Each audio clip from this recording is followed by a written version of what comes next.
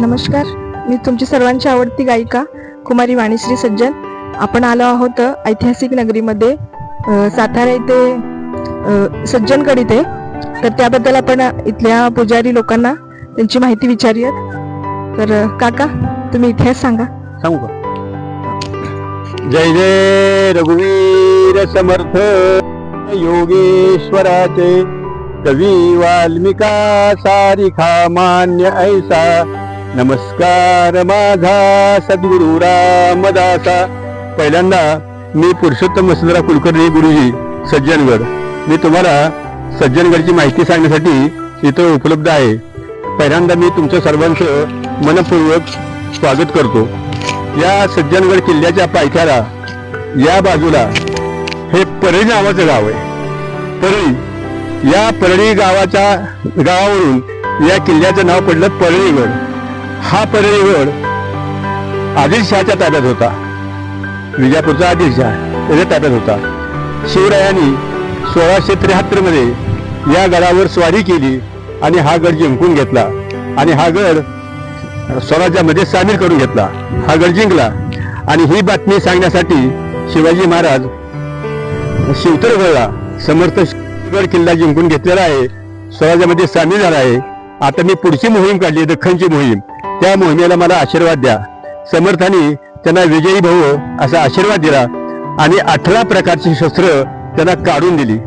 त्यावेळेस शिवाजी महाराजांनी समर्थांना विनंती केली की महाराज, तुमचं आता वय झाले, तुम्ही थकलात आणि आता ह्या उतारा वयामध्ये तुम्ही एखाद्या बंदिस्त जाय.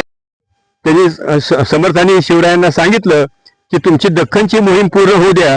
दख्खनची मोहीम पूर्ण झाल्यावर, फतेह झाल्यावर नंतर मी ह्या गोष्टीचा विचार करीन.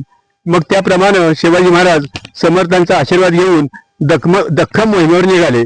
दख्खन मोहीम 3 वर्ष चालली. 1676, 1673 ते 1676 फार मोठा विजय मिळाला.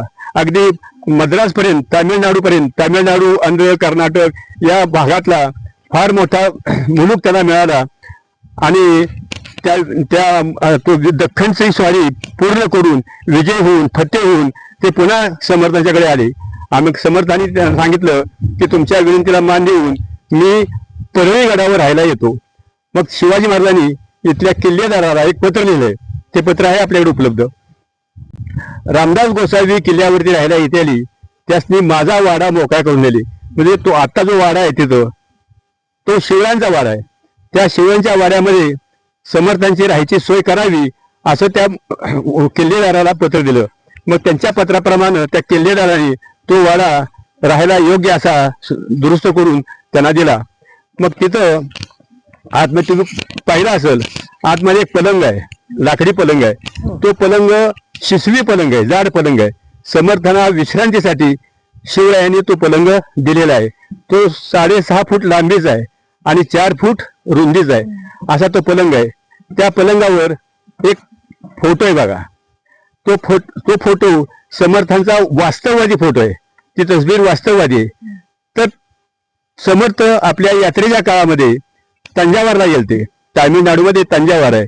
शिवरायांचे सावत्र भाऊ व्यंकोजीराजे भोसले यांचं ते राजधानीचं गाव. आणि तिथे गेल्यानंतर समर्थांनी त्यांना सांगितलं, व्यंकोजीराजांना, की बाबा रे, मी आता सज्जनगडला राहायला आलोय, पण सज्जनगडावर रामाच्या मूर्ती नाहीत. माझं आराध्य दैवत राम आहे आणि मला जर दर्शन घ्यायचं असेल तर सज्जनगडावरून मला चाफळला जावं लागतं 60 किलोमीटर अंतरावर. आणि त्यासाठी मला सज्जनगडावर रामाचं मंदिर उभा करायचंय, मला मूर्ती चांगल्या पाहिजेत. मग त्यांनी सांगितलं की या दरबारामध्ये एक कलाकार बसला आहे. तो पूर्वी सुंदर मूर्ती तयार करायचा, पण तो आता आंधळा झालाय, त्याची मुलं करतील. समर्थांनी त्या आंधळ्या कलाकाराच्या डोळ्यावर हात फिरवले. त्याला दिव्य दृष्टी आली.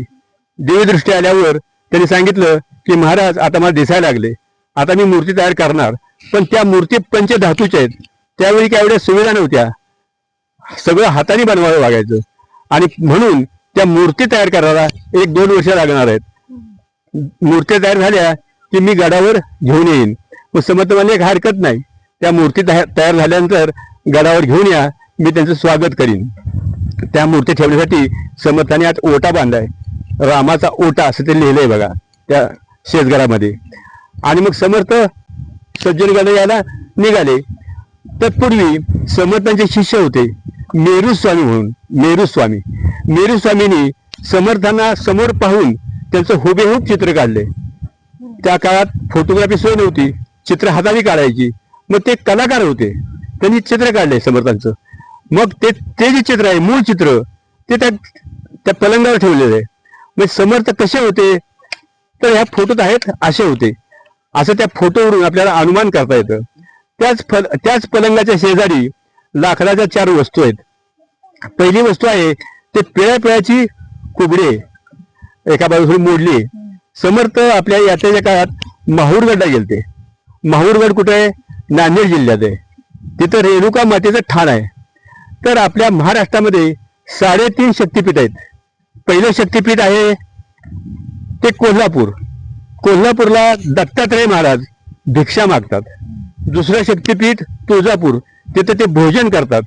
तुळजापूरला कधी गेलात तर तुम्हाला दत्तात्रय महाराजांचा भोजन करण्याचा ओटा तिथं तुम्हाला दिसेल, त्याचं नाव लिहिलंय त्याचं तिथं. नंतर तिसरं जे शक्तिपीठ आहे ते माहूरगड, ते दत्तात्रय महाराजांची आई अनुसूया माता याचं ठाण आहे ते. तिथे त्याला रेणुका माता म्हणतात. तर दत्तात्रय महाराज कोल्हापूरला भिक्षा मागतात, तुळजापूरला भोजन करतात आणि विश्रांतीला संध्याकाळी आईसाहेबाजवळ रेणुका मातेजवळ माहूरगडला जातात. आणि त्याच वेळी आणि दुसरं जे शक्तिपीठ आहे ते वणी नाशिक जिल्ह्यात आहे. अशी 3.5 शक्तिपीठ आहेत. तर दत्तात्रय महाराज आपल्या आईला भेटायला गेले असताना नेमकं त्याच वेळी तिथं समर्थ आले होते. समर्थांची आणि दत्तात्रय महाराजांची भेट झाली. एका साधूची आणि देवाची भेट झाली. त्या दत्तात्रय महाराजांनी प्रसन्न होऊन त्यांना ती कुबडी दिली. ते आता पाहिले ती कुबडी. आणि दुसरं त्यांच्या चरणपादुका त्यांना दिल्यात.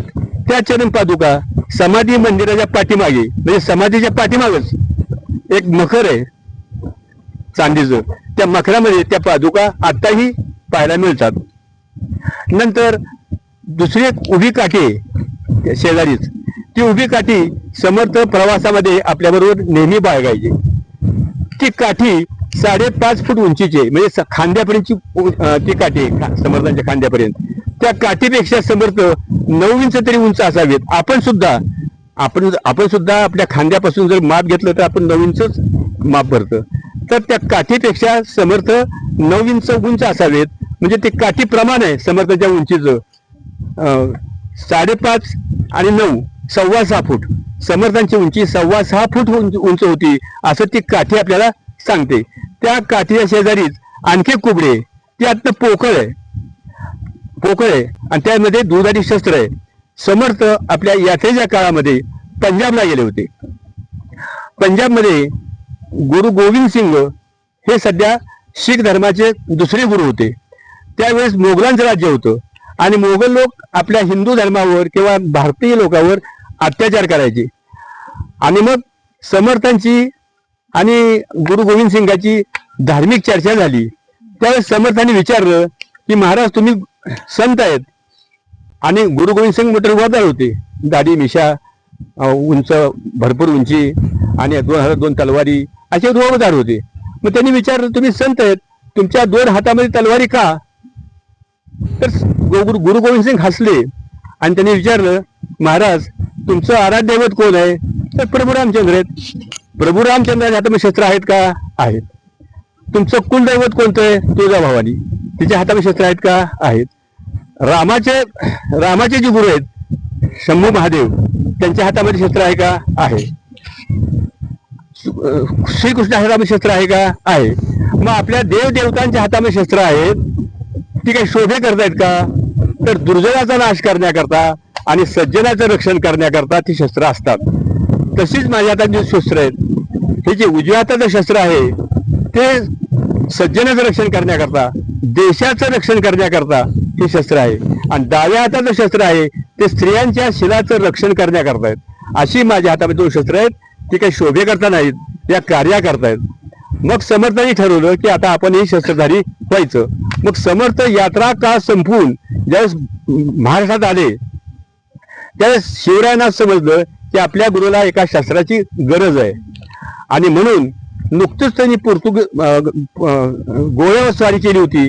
गोव्याला जे जिंकून घेतलं होतं आणि त्यावेळेस त्यांना एक शस्त्र मिळालं, ते दुधारी शस्त्र आहे ते कुबडीतलं, आणि ते शस्त्र समर्थांना शिवरायांनी अर्पण केलं, आपल्या गुरुला अर्पण केलं. ते शस्त्र दुधारी शस्त्र आहे, ते बाहेरून दिसत नाही, ते आतमध्ये जर प्रसंग आलाच तर ते शस्त्र काढून आपल्याला वापरता येतं. मग ते शस्त्र ते दिसत नाही म्हणून त्याला गुप्ती म्हणायचं. ती गुप्ती आहे. त्या गुप्ती शेजारीच एक सोटा आहे. तो नाथ संप्रदायामध्ये सोटा वापरतात बरं का. समर्थ या सांगली जिल्ह्यात 32 शिराळा आहे, 32 शिराळा आहे. त्या 32 शिराळ्या नवनाथापैकी मच्छिंद्रनाथाची समाधी आहे. नवनाथापैकी मच्छिंद्रनाथाची समाधी आहे. तर मच्छिंद्रनाथांनी तिथे एक टेकडी आहे, त्या टेकडीवर समाधी घेतलेली आहे. त्यांचं ते समाधी स्थान आहे. आणि नाथ संप्रदायामध्ये सोटा वापरतात. मच्छिंद्रनाथांनी समर्थांना तो सोटा प्रसाद म्हणून भेट दिलेला आहे. त्याच सोट्याच्या शेजारी 2 हांडे आहेत. 2 हांडे आहेत. जरा इकडे घेतले. 2 हांडे आहेत. होता अस्थमा, श्वास घ्यायला सोडायला अवघड जायचं. आणि मग तिथं त्यांचे वैद्य होते. त्या वैद्यांनी सांगितलं की गडावर 5-6 तळे आहेत, पण त्या तळ्यामध्ये पावसाचं साठलेलं पाणी असतं, आमचं पाणी नाही. आणि पावसाचं साठलेलं पाणी त्या दम्याच्या रोगावर अपायकारक आहे, तर ते पाणी पिऊ नका. मग पाणी कुठलं प्या, तर वाहतं पाणी प्या. मग ही उरमुडीमध्ये आता धरण बांधल्यामुळं, ह्याला उरमोडी प्रकल्प म्हणतात, धरण बांधल्यामुळं आता हे पाणी साठलंय. पण पूर्वी ही नदी वाहती होती, प्रदूषण मुक्त होती, पाणी स्फटिकासारखं शुद्ध होतं. आणि मग ते पाणी प्यायला सांगितलं. मग आता ते पाणी प्यायचं तर हा जो किल्ला आहे पडळी किल्ला, हा समुद्र सपाटीपासून 3000 फूट उंच आहे. आणि पहिली वाट आहे ती खालून इकडे येते अशी. पूर्वी घोडेवाट होती, पायवाट होती, पायऱ्या नव्हत्या. नंतर पायऱ्या बांधल्यात, त्या 900 पायऱ्या आहेत. तुम्ही ज्या पायऱ्या चढलात ते फक्त 240 पायऱ्या चढलात, नवीन पायऱ्या. पण जुन्या पायऱ्यात 900 आहेत. ते 900 पायऱ्या उतरायच्या आणि ते पाणी भरून वर यायचं. हे काम कोण करणार? हे काम करणारा धष्टपुष्ट असाच माणूस पाहिजे, आहे की नाही? बलवान माणूस पाहिजे. मग समर्थांचे एक शिष्य होते, त्यांचं नाव कल्याण स्वामी. कल्याण स्वामी समर्थांशी एकनिष्ठ निस्सिम भक्त, त्यांचे पटशिष्य होते. त्याने आव्हान स्वीकारलं पाणी आणायचं. मग ते हांडे घेऊन, मोकळे हांडे घेऊन खाली जायचं, 900 पायऱ्या उतरून. ते हांडे आतनं बाहेरनं स्वच्छ घासायचे, पुसायचे. 4 पदरी फडक्यानं पाणी गाळून भरायचं. त्याची तोंड बांधायची आणि त्याची कावड करायची. आणि कावड करून ते हांडे उचलून घेऊन यायचं. आता साधं काम नाही. 900 पायऱ्या उतरायच्या, 900 पायऱ्या चढायच्या आणि ते पाणी थेट. आता ते हांडे एकदा घेतले की खाली बसता येत नाही. अथक न थकता न बसता ते हांडे तसेच वर आणायचे आणि ते थेट शेतघरामध्ये. असं 6 वर्ष समर्थ 1676 ला इथं राहायला आले आणि 1682 ला त्यांनी समाधी घेतली. 22 जानेवारी 1682 ला समाधी घेतली. आणि अशी 6 वर्ष समर्थांची सेवा, आपल्या गुरुची सेवा कशी करावी, आपल्या गुरुवर किती निष्ठा असावी, हे हांडे आपल्याला सांगतायत. ते हांडे तुम्ही ते पाण्याबद्दल सांगितले आता, ते पाणी फक्त मग प्यायसाठी वापरायचे का? मला ऐकायला मी सांगतो, ते जे हांड्यातून पाणी आणलं जायचं ते फक्त पिण्यासाठी का इतर सगळ्या वापरासाठी, पिण्यासाठी, त्यांना त्यांच्या जो रोजचा वापर होता त्या प्रत्येक वापरासाठीच ते पाणी वापरायचं. तेच पाणी वापरायचं, दुसरं पाणी वापरायचं नाही. आणि ते 2 हांडे म्हणजे भरपूर झाले पाणी दिवसभर वापरायला. नंतर त्याच हांड्याच्या शेजारी एक रामाचा ओटा म्हणून एक ठिकाण आहे. मूळ ओटा समर्थ रस्त्याला खाली आहे. आता वर मार्बल बसवले. आता मग सांगितलं मी, समर्थ तामिळनाडूमध्ये तंजावरला गेले होते. तिथल्या कलाकारांनी त्या मूर्ती बनवल्या आणि त्या मूर्ती रामाच्या, आता ज्या मूर्तीत ना मंदिरामध्ये, त्या मूर्ती तंजावरच्या आंधळ्या कलाकारांनी घडवल्या आहेत. त्या मूर्ती घेऊन तो कलाकार निघाला आणि तिकडे एक घटना घडली. 3 एप्रिल 1680 ला छत्रपती शिवाजी महाराजांनी चैत्र शुद्ध पौर्णिमा हनुमान जयंतीला दुपारी 12:30 वाजता देह ठेवला. ही बातमी सज्जनगडला आली. ती माणसं तिकडून निघालीत. त्यांना याला काहीतरी थोडा वेळ लागणार आहे. इथे आणखीन एक प्रश्न विचारायचा मला. सज्जनगडची निर्मिती 1200 वर्षापूर्वी झालेली बर का. म्हणजे पूर्वीपासून हा सज्जनगड आहे. पण शिवरायांनी नंतर यात काही सुधारणा केल्यात गड बांधण्या. नाही, नामकरण जेव्हा होतं हा मूळ नाव कुणाचं सज्जनगडचं पूर्वीचं नाव परळीगड. कारण या गडाच्या पायथ्याला परळी नावाचं गाव आहे. त्या गडावर त्याला परळीगड नाव पडत. ते त्यावेळी शिवरायांचं लष्करी ठाणं होतं म्हणून परळीगड म्हणायची. हा आणि नंतर हा किल्ला आदिलशाह ताब्यात गेला. त्यांनी त्यावेळेस त्याचे नाव ठेवलं नवरस ताळा. नंतर शिवरायाने हा किल्ला जिंकून घेतला. पुन्हा परळीगड झाला. पुन्हा समर्थ राहायला आले इथं. त्या समर्थ राहायला आल्यानंतर या गडावर एक संत परिषद भरली. संतांची परिषद भरली. महाराष्ट्रातली पहिली परिषद ती मला हरकत नाही. आणि त्या परिषदेमध्ये शिवरायांनी समर्थांचं एक टोपण नाव सज्जन होतं. तुमचं आडनाव सारखं सज्जन नाव होतं. मग त्याच्यावरून शिवाजी महाराजांनी जसं अनेक किल्ल्याची नाव बदलली तसं ह्या किल्ल्याचं नाव बदललं. सज्जनगड ठेवलं. परळीगडचा सज्जनगड झाला बरं का. आलं का लक्षात. आणि मग आता मी तिथं रामाचा ओटा आहे. मग ही बातमी समर्थांना समजली.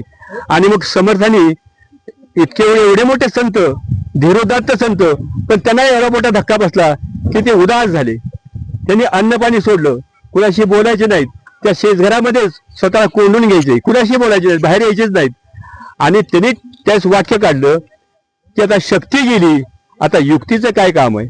शक्ती म्हणजे शिवाजी महाराज. युक्ती म्हणजे समर्थ रामदास स्वामी. शक्ती युक्ती एक वटून कार्य साधती. दोघांनी मिळून कार्यसाधना केली. स्वराज्याची स्थापना केली. हिंदवी स्वराज्य निर्माण केलं. त्यातली शक्तीच गेली. आता युक्तीचं काय काम आहे. आता मला पण रामचरणी विलीन व्हायचंय असं त्यांनी ठरवलं. आणि मग त्यांनी स्वतः कोंडून घेतलं. अन्न पाणी घ्यायचं नाही. काय करायचं नाही. माणसात मिसळायचं नाही. आणि तो कलाकार इथं समर्थांनी ठरवलं की माघ वद्य नवमीला समाधी घ्यायची. माघ वद्य नवमीला समाधी ठरलं होतं. ठरवून समाधी घेतलेली.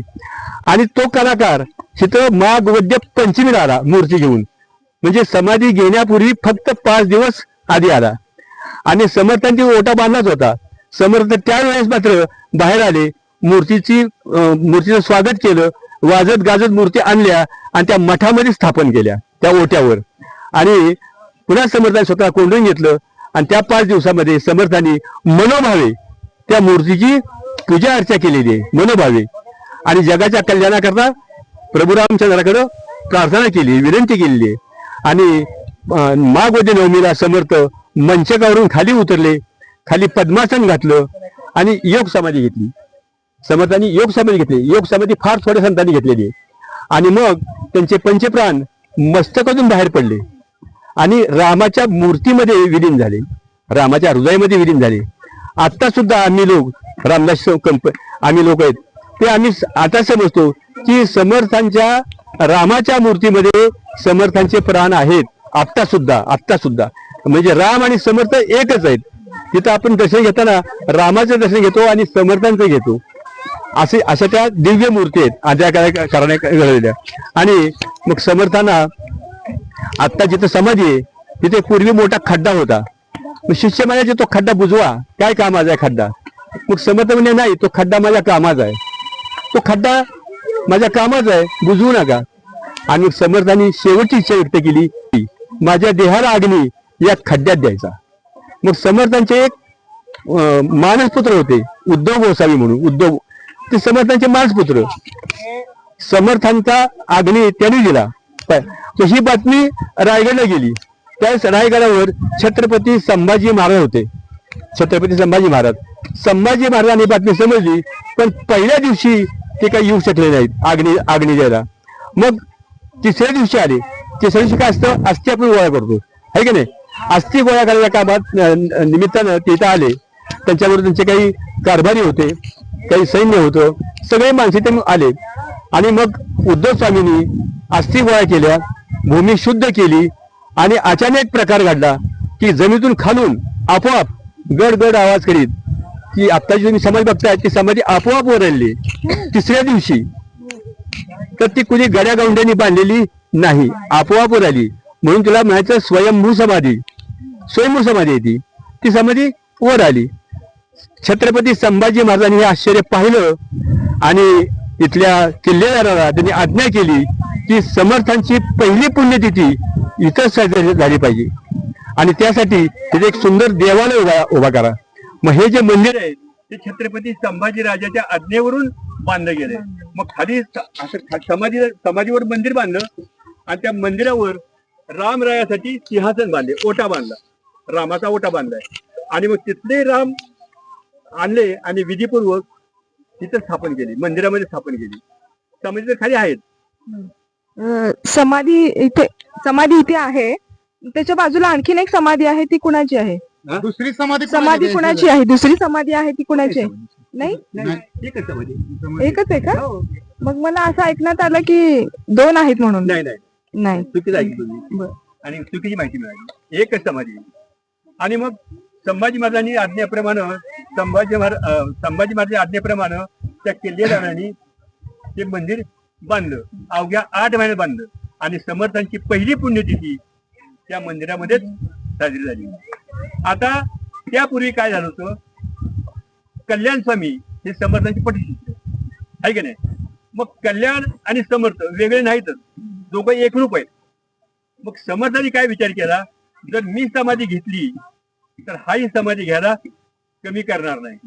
म्हणून 4-8 दिवस आधीच समाधी घेण्यापूर्वी समर्थांनी कल्याणाला सांगितलं, कल्याणा डोमगावला जा, सोनारी परांडा बाशीजवळ आहे, तिथं डोमगाव नावाचं गाव आहे सिना नदीच्या काठावर. तिथं छत्रपती शाहू महाराजांच्या पत्नीनं टकवराबाईनं 6व्या पत्नीनं तिथं मंदिर बांधलंय रामाचं. त्या मंदिरात सेवेला जा अशी आज्ञा केली आणि आम्ही बोलल्याशिवाय गडावर यायचं नाही. मग कल्याण आज्ञाधारक निघाले, डोमगावला गेले आणि त्यांना ही बातमी समजली अंतर्ज्ञानाने. आणि मग त्यांनी सांगितलं तेव्हा मी त्यांचा पटशिष्य, मला दर्शन न देता, माझ्याशी न बोलता समर्थाने असं कसं काय केलं, माझ्या गुरुनी अशी अचानकच समाधी कशी काय घेतली. पण त्यांना खूप वाईट वाटलं आणि ते धावत पळत मग इथं आले. समाधी वर निघाली होती. त्यांनी समर्थांच्या समाजाला मिठी मारली आणि सांगितलं की मला दर्शन द्या, दर्शन दिल्याशिवाय मी अन्न पाणी घेणार नाही. मग समर्थांना आपल्या शिष्याकरता समाधीतून वर यावं लागलं. असे 2 संत आहेत. समर्थांच्या आणि संत तुकारामांच्या चरित्रामध्ये खूप ठिकाणी साम्य आहे. नामदेव महाराजांनी शतकोटी अभंग लिहायचं ठरवलं होतं, पण त्याच्यातून ते कार्य पूर्ण झालं नाही. त्यांनी लवकरच समाधी घेतली. राहिलेले अभंग कोण पूर्ण करणार, तर नामदेवानी तुकारामाच्या स्वरूपात अवतार घेतला आणि तुकारामांच्याकडून ते अभंग पूर्ण करून घेतले. तसं समर्थांचं राहिलेलं कार्य कोण पूर्ण करणार, तर कल्याण पूर्ण करणार. म्हणून कल्याण जगला पाहिजे म्हणून त्याला त्यांच्याकडे पाठवलं. मग कल्याण स्वामींनी अशी प्रार्थना केल्यानंतर समर्थांना आपल्या शिष्याकरता, लाडक्या शिष्याकरता समाधीतून वर यावं लागलं. असं क्वचित उदाहरण घडलंय. असं उदाहरण घडलं तुकारामाच्या बाबतीत. तुकाराम महाराजांनी सदैव वैकुंठाला गमन केलं. प्रत्यक्ष गरुडावर बसून ते वैकुंठाला गेले. पण ते ज्यावेळेस वैकुंठाला गेले त्यावेळेस त्यांची लाडकी कन्या होती भागीरथी नावाची, ती तिथे हजर नव्हती आणि हा आचार्य प्रसंग घडला. मग त्या देहूतली एक माळीन तिच्या माहेरी ती सासरी गेली होती भाजी विकायला. त्यावेळेस तिने विचारलं, अगं भागीरथी तुला काय समज नाही का? ती म्हणजे नाही समजलं काय. अगं तुझी बाबा सदैव वैकुंठाला गेली. तिला असं वाईट वाटलं. मग ती धावत पळत देहूला आली आणि जिथून तुकारामांनी वैकुंठ गमन केलं होतं त्यात नांदुर्णीच्या झाडाखाली तिनं अनुष्ठान केलं 3 दिवस आणि मला दर्शन द्या बाबा. तुकारामांना सुद्धा वैकुंठावरून खाली यावं लागलं लाडक्या लेकी करता. आणि लाडक्या लेकीला ते भेटले, भागीरथीला भेटले आणि त्याला सांगितलं, बाई मला वैकुंठावर खाली यावं लागलं तुझ्या करता. आता पुन्हा माझी आठवण करू नको, मला पुन्हा बोलवू नको, आता तुला काय बघायचंय बोलायचंय बोलून घे. तसंच संत समर्थांनी आपल्या लाडक्या शिष्या करता त्या समाधीतून ते वायू तत्वानी वर आले. त्यावेळेस समर्थांच्या समाजात तडा गेलाय. आता तडा तो बाहेर फोटो लावलाय बघा, त्या फोटोमध्ये फोटो तुम्हाला पाहायला मिळेल तडा गेला. आता त्याला वज्रलेप केलाय. त्यामुळे आता बघायला मिळणार नाही. पण त्या फोटोमध्ये आहे तो 1957 फोटो काढलाय. तोपर्यंत तो थोडा होता म्हणजे ती समाजाला तो ती अवस्था होती ती. आता नाही, आता त्या वज्रलेप केलाय. आणि मग समर्थ त्या समाजातून वर आले, वायू तत्वाने वर आले आणि समर्थ समाधीतून वर येऊन तिसऱ्या दिवशी कल्याणा उपदेश केलाय. तो उपदेश मी तुम्हाला सांगतो, काव्यात बघेल. माझी काया आणि वाणी गेली म्हणाल अंतकरणी, परी मी आहे जगजीवनी निरंतर श्रीराम. आत्मा राम दासबोध माझे स्वरूप स्वतः सिद्ध, असता न करावा खेद भक्तजनी श्रीराम. नका करू खटपट पहा हो माझे ग्रंथ निठ, तेने सायुज्याची वाट गवसेल की श्रीराम. असा उपदेश केला. याचा अर्थ असा की संत देहाने जातात पण त्या वाङ्मय रूपाने जिवंत असतात. मग समर्थांनी तेच सांगितलं, मी वाङ्मय रूपाने जिवंत आहे. मग माझं वाङ्मय कोणतं? आत्माराम आणि दासबोध हे माझं मुख्य वाङ्मय आणि मनाचे श्लोक. त्या प्रत्येक अक्षरात त्या प्रत्येक शब्दामध्ये मी आहे. मनोभावे त्याचं पठन करा, वाचन करा आणि अनुकरण करा, तिथं मी आहे. आणि मला सांगितलं की काही प्रयत्न करू नका, आत्माराम वाचा, दासबोध वाचा, तुम्हाला सायुज्य मुक्ती म्हणजे मोक्ष आपोआप मिळून जाईल, असा त्याचा अर्थ आहे. की त्यातलं आचरण हा शब्द महत्वाचा आहे. त्याप्रमाणे आचरण करा. नुसतं वाचून काय उपयोग आहे? आचरण झालं पाहिजे, घडलं पाहिजे. आणि नंतर मग त्यांनी समर्थांनी कल्याण सांगितलं की बाबा आता तू परत जा. त्या निरोप दिला आणि सांगितलं की रामदास संप्रदायाचा, रामदासी वाङ्मयाचा भारतभर प्रचार करा, भारतभर मठ स्थापन करा, शिष्य जमा करा आणि जमेल तेवढी संभाजीराजांनाही मदत करा, त्या स्वराज्याच्या कामासाठी मदत करा, असा उपदेश केला आणि कल्याण स्वामीला पाठवलं. आता ही जी समाधी आहे त्या काळामध्ये या समाधीचं वर्णन फार सुंदर केले अनंतदास कवी म्हणून होते समर्थाच्या काळामध्ये. सह्याद्री गिरीचा विभाग विलसे मांदार शृंगापरी, नामे सज्जन जो नृपे वसविला श्री उर्वशीचे तिरी. साकेताधिपती कपी भगवती हे देव जाचे श्री, येथे जागृत रामदास विरसे जो या जना उद्धरी, जो या जना उद्धरी, जो या जना उद्धरी.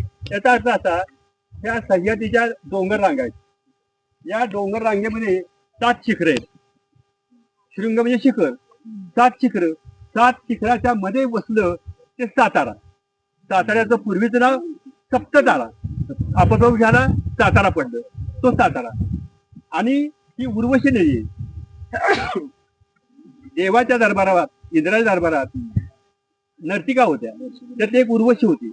उर्वशीकडून काय अपराध घडला म्हणून त्याला इंद्राने शाप दिला की तू जलरूपाने वाहशील. मग ती उर्वशी या ठिकाणी सह्याद्रीच्या कड्यामध्ये उगम पावली आणि वाहती झाली. आणि ज्यावेळेस प्रभू रामचंद्र ह्या भागात येतील त्यावेळेस त्यांचा पदस्पर्शाने तुझा उद्धार होईल, पुढे तू स्वर्गात येतील. त्याप्रमाणे पदस्पर्श झाला, ह्या लोककथा आहेत. आणि ती उर्वशी पुन्हा स्वर्गात गेली. मग उर्वशी हे नाव अवघड आहे, लोकांना म्हणता येत नाही म्हणून तिचं अपभ्रंश झाला उरमोडी. आता कागदोपत्री नाव उरमोडी. हा उरमोडी प्रकल्प आहे.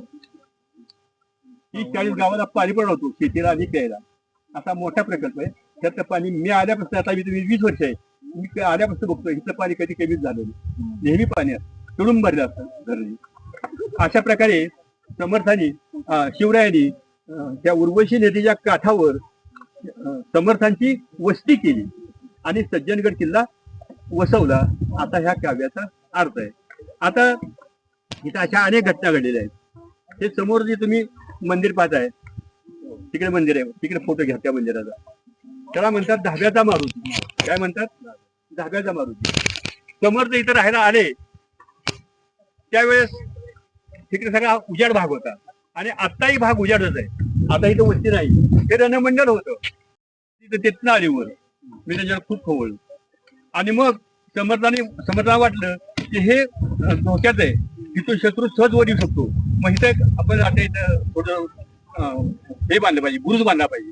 म्हणून समर्थांनी तो बुरुज बांधला, तो झेंडा फडतो ना तो बुरुज समर्थांनी बांधला आणि तटबंदी केली थोडीशी आणि शत्रूला यायला अवघड वाट केली ती. आणि मग त्यांनी तिथे एक मारुती स्थापना केली. तो मारुती बाळ रूपात आहे, असं हे घेतोय सूर्याकडं, आणि तिथं मारुती स्थापना केली. मग पूर्वीची घरं धाब्याची असायची, ते पण धाब्याचं घर होतं. आणि त्या धाब्याच्या मंदिरात आता ते नवीन बांधलंय जेरुसलेम करून, त्या मंदिरामध्ये स्थापना केली. त्याला धाब्याचं मारुती म्हणतात. त्याचा अर्थ असा की ते तर धाब्याचं घर होतं, पण धाबं जाणार नाही असा एक वापराचा आहे. म्हणजे वचक निर्माण होऊन शत्रू घाबरणं, आणि म्हणून त्याला धाब्याचं मारुती म्हणायचं की शत्रू वर आलाच तर या मारुतीला बघून त्याचं धाबं दणाणलं पाहिजे आणि तो पळून गेला पाहिजे, असा त्याचा अर्थ. म्हणून तो धाब्याचा मारुती. आजोबा, आता मारुतीचं तुम्ही सांगितले, समर्थांनी 11 मारुती इथे स्थापन केलेले आहेत, त्याबद्दल थोडं सांगा. हा, समर्थ प्रभू रामचंद्राच्या इच्छेवरून समर्थांची 12 वर्ष तपश्चर्या पूर्ण झाली, 12 वर्ष भारत भ्रमण झालं, आणि त्यांना दृष्टांत दिला की तू आता महाराष्ट्रात कृष्णाकाठी अवतार घे, कृष्णाकाठी जा. कारण हा कृष्णाकाठचा भाग आहे, त्याचा अकोलपर्यंत कराडपर्यंत तो शिवरायांचे वडील शहाजीराजे यांच्या अखत्यारीतला होता असं सांगितलं. मग त्यांच्या म्हणण्याप्रमाणे समर्थ पहिल्यांदा महाबळेश्वरला आले, महाबळेश्वरून वाईला आले, आणि ह्या कृष्णा नदीच्या काठाकाठांनी फिरत फिरत ते चाफळ आले. चाफळ त्यांनी आपल्या कार्याचं तिथं सुरुवात केली. आपल्या कार्याला तिथे त्यांनी एक रामाचं मंदिर बांधले, 1648ला मंदिर बांधले, तिथे रामाची स्थापना केली. आणि मग त्यांनी ठरवलं की आता या भागात मारुतीरायाची 11 मंदिर स्थापायची. म्हणून सातारा जिल्ह्यात 7, सांगली जिल्ह्यात 2 आणि कोल्हापूर जिल्ह्यात 2 अशी 11 मंदिर स्थापन केली. तर हा भाग सगळा शिवरायांच्या वडिलांच्या अखत्यारीतला होता त्यांच्या. आणि मग ही त्यांचे संपर्क कार्य की 11 ठिकाणी समर्थांनी 11 मठपती नेमले. ते अतिशय तज्ञ, तल्लख बुद्धीचे, हुशार होते. ते महाराष्ट्रात कुठेही काही शिवरायांच्या विरुद्ध काही घटना घडली तर ते बरोबर समर्थांनी सांगायचे, आणि समर्थांच्या मार्फत ते सगळ्या घटना शिवरायांना समजायच्या. एवढंच काय, समर्थांचे संपूर्ण भारतभर 1100 मठ होते. ज्यावेळेस शिवरायांना आग्र्याच्या तुरुंगात ठेवलं होतं आणि तिथून ते निसटले, त्यावेळेस त्यांनी राजगडापर्यंत येईपर्यंत या समर्थांनी स्थापन केलेल्या मठाचाच आश्रय घेतला, आणि त्या आश्रयातूनच त्या साधनातूनच ते राजगडापर्यंत येऊ शकले. म्हणजे समर्थांच्या मठामध्ये एवढी ताकद होती, एवढं तिथं व्यवस्था होती, आणि ते कुणालाही सापडले नाहीत तिथे येईपर्यंत. तर आता ह्या 11 मठ इतिहास आहे. आता ती गावसही सांगायचं म्हणलं तर तिथून उमरज आहे, उमरजला एक मारुती, उमरजच्या शेजारी 10 मैलावर चाफळ आहे. चाफळला जाताना माझगाव लागतं, त्या माझगावला एक मारुती. चाफळमध्ये 2 मारुती, एक दास मारुती आणि एक प्रताप मारुती. राम मंदिराच्या समोर राम मंदिर ते आता नवीन बांधले, पूर्वीचं मंदिर समर्थांनी बांधले, पण नंतरचं मंदिर आहे ते मफतला शेठजीने बांधलेलं आहे. मंदिर आहे 13 कोटी रुपये खर्च केले. श्रीराम जय राम जय जय राम, एका अक्षरावर 1 कोटी रुपये. काय सुंदर मंदिर बांधले बघा जाऊन. आणि नंतर त्या चाफळमध्ये जाऊन नंतर चाफळच्या शेजारी शिंगणवाडी आहे. शिंगणवाडीला 1649ला समर्थांनी शिवाजी महाराजांना अनुग्रह दिला. तिथं बाग आहे, त्या बागेमध्ये तिथं आता अष्टकोनी चबुतरा उभा केलाय, आणि त्या चबुतऱ्यावर समर्थ अनुग्रह देत आहेत आणि शिवाजी महाराज अनुग्रह स्वीकारतायत असं शिल्प आहे बघण्यासारखं. आणि तिथंच त्यांनी त्या टेकडीवर एक मारुती स्थापन केली. तिथून पुन्हा शेजारी मसूर आहे, मसूरला एक मारुती स्थापन केला. शेजारी एक गाव आहे, काय तरी गाव तिथे एक मारुती. आणि सांगली जिल्ह्यात भये बोरगाव आणि बत्तीशिरा इथं मारुती, आणि कोल्हापूर जिल्ह्यात 2 मारुती. त्या गावी नावाने लक्षात नाही. असे 11 मारुती केवळ त्यांची संपर्क कार्यालय म्हणून ते काम व्हायचं. आता ते धाब्यामधून मंदिर बांधलं. आता इथे अजून एक मंदिर आहे बघा, त्याचं नाव आहे ब्रह्मपिसा नाव आहे. तर समर्थांना कधी कधी आपल्या शिष्याची परीक्षा घ्यायची लहर यायची, आणि त्या परीक्षेमध्ये फक्त कल्याण स्वामीच पास व्हायचे, उत्तीर्ण व्हायचे. तर समर्थांनी एक दिवशी भल्या पहाट 2:30-3 वाजता सगळ्या अंगाला शेंदूर फासला, राख फासली, केस विस्कटली, दाढी विस्कटली, हातात ते तलवार घेतली तिथली आणि ती तलवार गर गर गर गर ठेवी तिकडून इकडे उड्या मार करायला लागली आणि मोठमोठ्या उड्या लागली. माझ्या समोर जो येईल त्याचा मी शिरच्छेद करीन, त्याला कड्यावरून ढकलून देईन, माझ्या समोर कुणी यायचं नाही, असा गोंधळ झाला. सगळे शिष्य आले बाहेर, फक्त तर काय समोर उड्या मारतायत, मोठमोठ्या ओरडतायत. सगळे शिष्य घाबरून गेले आणि लपून बसले झाडा झुडपात. त्यांच्यासमोर जायला कोणी तयारच नाही, कारण समोर गेलं तर शिष्य आपला शिरच्छेद. आणि तेवढ्यात कल्याण स्वामी पाणी घेऊन आले वर हांडे घेऊन. बघता तर मठामध्ये कुणीच नाही. शिष्य कुठे गेले? ते सगळे शिष्य इकडे आले सांगितलं ना. मग त्यांनी शिष्यांना विचारलं, बाबा रे काय झाले? तर आले समर्थाला वेळ लागले आणि ते वेड्यासारखं म्हणजे हातात तलवार घेऊन गडगड फिरत आहेत. समोर माझ्या आला तर शेतकरी म्हणतायत, कोणाला समोर येऊ देत नाहीत आणि मोठमोठ्या उड्या मारून आरडाओरडा करतायत. मग कल्याण साहेब म्हणले, अरे समर्थाला कुठलं वेळ लागते म्हणजे? त्यांनी सगळ्या जगाला वेळ लावले, त्यांना वेळ लागतं का म्हणले? अरे ते आपल्यालाच वेळ, आपणच वेळच म्हणले. त्यांचं रूप काय हे ते आपण शोधलं पाहिजे म्हणले. मग नाही हे जाऊ नको म्हणले, ते शिरच्छेद करतील. मग कल्याण स्वामी ते तडक पळ सुटले समर्थांच्याकडे. समर्थ तिकडून पळ झाले आणि त्याला ओरडून सांगायले, कल्याणा थांब, समोर येऊ नको, तुझा मी शिरच्छेद करीन. कल्याणा थांब, समोर येऊ नको, शिरच्छेद करीन. पण कल्याण स्वामी कसे आहेत? एकनिष्ठ भक्त ते समर्थांचे. कल्याण स्वामी तिकडून पळ गेले, समोर तिकडून पळ झाले. तिथे जी मंदिर बांधले ना कोल्हापूरच्या लोकांनी, तिथं दोघांची भेट झाली. समर्थांच्या पायावर त्यांनी लोटांगण घातलं आणि समर्थांना ते काय म्हणाले, गुरुच्या हातून मरण येणे या परते भाग्य कुठले? मला मारायचं आहे ना, मारा. ह्याच्या इतकं भाग्य कुठलं आहे गुरुच्या हातून मरण यायचं? मग समर्थांनी त्याला कवटाळलं छातीची, ती तलवार तिथे ठेवली, तिथं मंदिर बांधले आणि त्याला सांगितलं, अरे कल्याणा, तू एकटाच फक्त आत्मबोधाने मला भेटलास. हे बाकी परमार्थाचे लोक नाहीत, ते आत्मबोधाने मला भेटतच नाहीत. म्हणून त्यांना माझं रूप ओळखू आलं नाही, तूच फक्त मला ओळखलं. आणि मग समर्थांनी पुन्हा मठामध्ये आले, आंघोळ वगैरे केली आणि रामाला नैवेद्य दाखवून सगळेजण मग आनंदाने जेवायला बसले. तर असा तो प्रकार तिथं त्याला म्हणायचं ब्रह्मपिसा. ब्रह्म म्हणजे ब्रह्मांड आणि पिसा म्हणजे भूत. ब्रह्मांडातलं भूत लागले असं ते म्हणत होते, पण ते भूत वेगळं होतं. आता नंतर अनेक या तटबंदीच्या कडेने अध्यात्मावर चर्चाकडे चालले होते. रामदास समर्थ इथे किती वर्ष राहिले? किती वर्ष राहिले? 6 वर्ष. 6 वर्ष. 1676 ते 1682. 76 आणि किती शिष्य होते त्यांच्यासोबत? किती शिष्य होते? शिष्य त्यांच्या जवळ 17 शिष्य होते इथं बरं का. बाकी शिष्य होते भारतात, संपूर्ण भारतामध्ये, पण इथं राहायला 17-80 शिष्य होते. मग ते शिष्यासह ते असेच परमात्मा चर्चा करत चालले. मग ते अचानक वारा आला. वारा आल्याबरोबर हे अंगावरचं वस्त्र ना, त्याला उपवस्त्र म्हणायचं, उपर्ण म्हणायचं, उपवस्त्र. त्या वाऱ्याने अचानक हवेत उडालं. तेव्हा समर्थ फक्त एवढं म्हणाले, कल्याणा छाटी. कल्याणा छाटी म्हणेपर्यंत, कल्याणाने वर पाहायपर्यंत छाटी हाताला येणार नाही इतकी उंच गेली. कल्याणे उड्या मारल्या पण ती हाताला आली नाही आणि अशी वाऱ्याने फडफड करीत अशी पूर्वेकडे चालली ती. कल्याणाने कुठला विचार केला नाही, कसला विचार केला नाही. ती छाती पकडायची, ती छाती खाली जमिनीवर पडता कामा नाही. ती माझ्या गुरुची पवित्र छाती. आणि म्हणून तटबंदीवर चढ चढले आणि छातीच्या पाठोपाठ उडी मारली. आता खाली काही गाद्या अंतर्गत का, खाली दगड गोंडे काय वनस्पती वगैरे वाढलेल्या, त्यांनी छाती वरल्यावर पकडली. सगळे शिष्य घाबरले. आता कल्याण मेला म्हणजे, आता कल्याण काही वाटत नाही. पण समर्थांनी सांगितलं, ज्याचा राम तारक आहे त्याला कोण मारणार? तो बघा म्हणजे, तो आता छाती घेऊन पळत वर येतो म्हणजे, आपण त्याचं स्वागत करू. म्हणून त्या आपली प्रवेशद्वार आहे ना, तिथपर्यंत ते गेले शिवाजीद्वारापर्यंत आणि कल्याण खालून छाती घेऊन पळत वर आला आणि आपल्या गुरुला ती छाती अर्पण केली मनोभावे. आणि कल्याण स्वामींना समर्थांनी छातीशी कवटाळलं आणि शिष्य असावा तर असा असावा असं म्हणाले ते. आणि कल्याणाला समर्थांच्या आशीर्वादानं, रामरायाच्या आशीर्वादानं साधं खर्चटले नव्हते. असे एकनिष्ठ कल्याण होते. कल्याण समर्थांची कुठली आज्ञा ते खाली पडू देत नव्हते.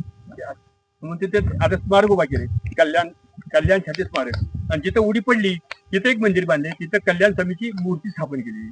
एक 25 पायरी उतरून आपण गेलो की ते आपल्याला स्मारक पाहता येतं. आता इथं विविध घटना घडलेल्या आहेत आणि कामापुरता तुम्हाला तेवढा इतिहास आणखी सांगायला आहे. समर्थांनी रामरायाचं मंदिर बांधलं चाफळला.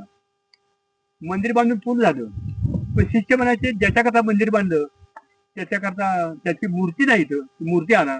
समर्थ म्हणले ज्याच्याकरता मंदिर बांधले तो धावत येणार आहे, चालून येणार आहे, आणायची गरज नाही. मग समर्थ तिथं कृष्णा नदीच्या काठावर एक गाव आहे, तिथं ते कीर्तनाला गेले होते बरं का. कीर्तनाला गेले, कीर्तन केलं.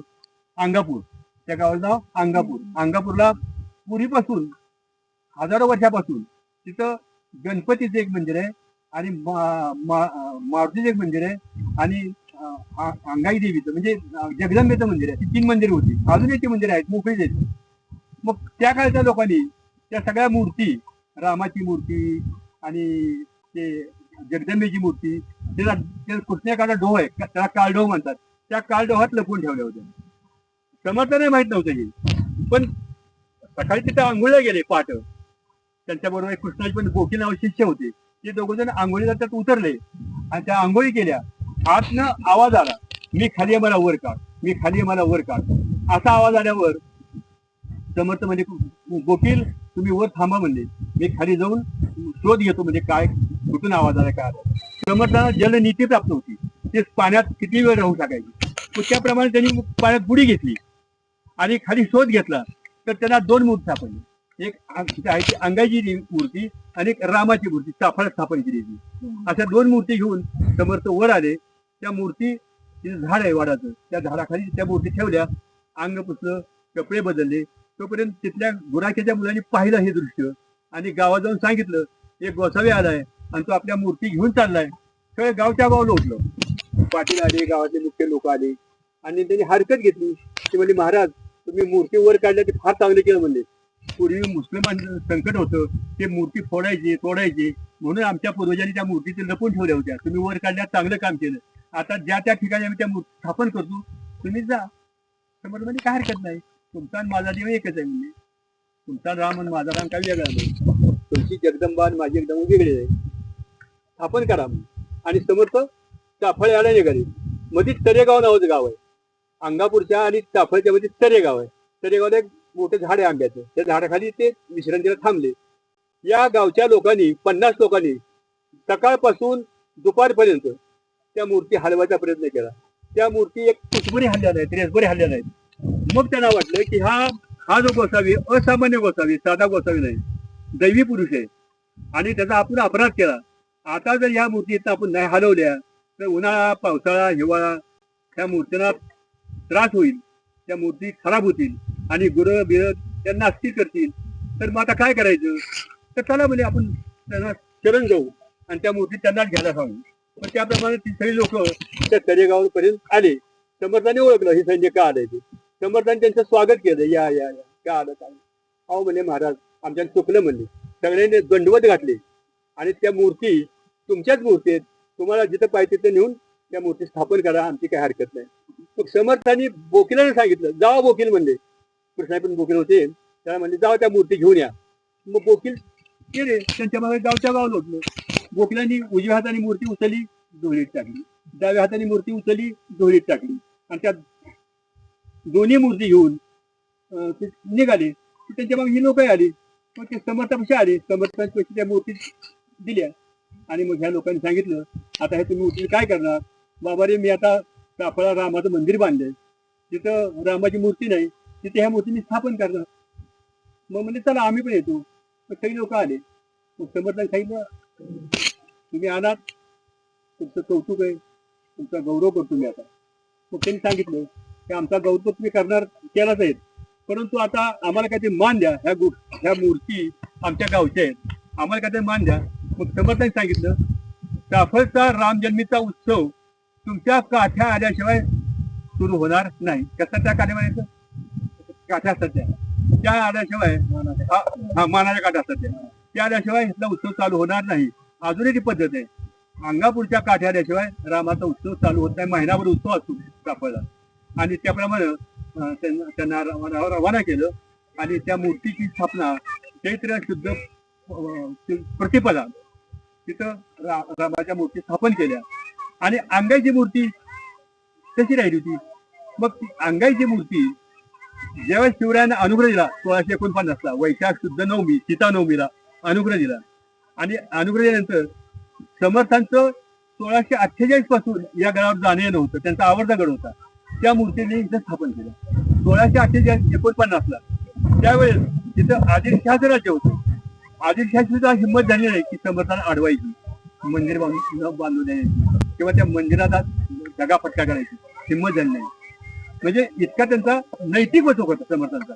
ते मंदिर आता जीर्णोद्धार करून नवीन बांधले. तर ते समर्थांनी त्या अंगापूजा डोहा सापडी म्हणून अंगाबाई असा त्याचा इतिहास आहे. आता दुसरे आता मी वलकल एका पेटीमध्ये वलकल नावाचा वस्त्र प्रकार आहे. प्रभू रामचंद्र वनवासाला गेले, जाताना त्यांनी राजवस्त्र उतरली आणि वलकल परिधान करून ते वनवासाला गेले.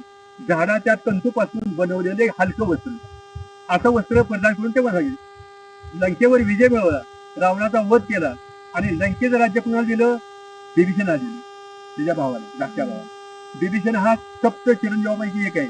अजूनही बिभीषण आहेत, अश्वत्थामा आहे, सप्त चिरंजीव आहेत. ते चिरंजीव आहेत, त्याला मरण नाही. आणि त्याला अर्पण केलं आणि ससैन्य वानर सेनेसह सीतामाई, लक्ष्मण, प्रभू रामचंद्र, मारुती हे सगळे अयोध्येला आले. अयोध्येला आल्यावर त्यांना राज्याभिषेक झाला. प्रभू रामचंद्राला राज्याभिषेक झाल्यानंतर प्रभू रामचंद्रांनी सगळ्या वानर सेना मौल्यवान वस्तू दिली. मौल्यवान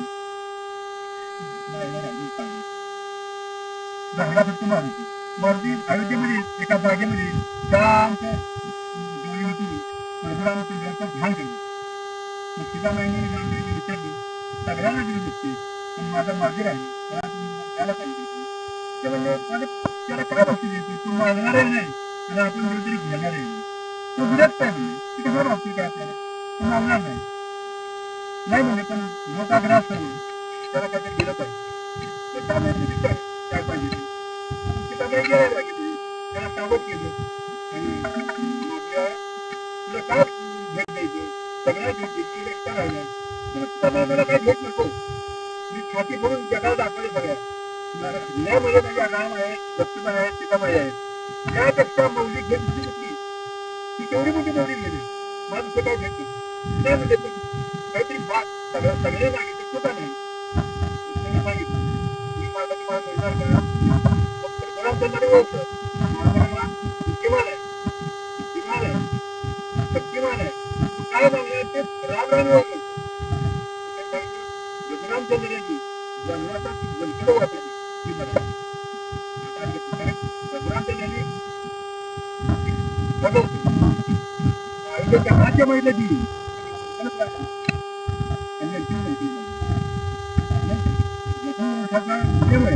राम जायचं वचन दिलं, राम जातील पण वचन बोलणार नाही. काय आपण गाडी केली, राम विचारलं काय मागितलं, काय म्हणजे तुम्ही येणार नाही तेच मागितलं.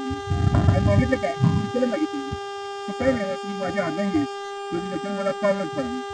किंवा आपल्या तुला ती रूढी करताय तू वचन मला दिली काय आता ती वचन पाहा एक राम एक मला घ्या एक माझं राहिलं त्याप्रमाणे आपल्याला मूर्ती दिली. आता हा इतिहास कुठला रामाला पुन्हा कलियुगामध्ये नागराईने समर्थांचा अवतार घेतला, समर्थांच्या रूपाने अवतार घेतला. समर्थ 12 वर्ष त्यांनी पदभ्रमण केले, तीर्थयात्रा केल्या. तर हिमालयामध्ये केदारनाथ बघितला आम्ही जाऊन एवढं बघून होतो. केदारनाथ बघितला, केदारनाथला समर्थ 2 वर्ष होते. तिथे थंडी फार थंडी, तेव्हा थंडी हाडं गोटायची, मरही थंडी. मग प्रभू रामचंद्रांनी प्रभू मातेला सांगितलं, अरे तुझा अवतार आहे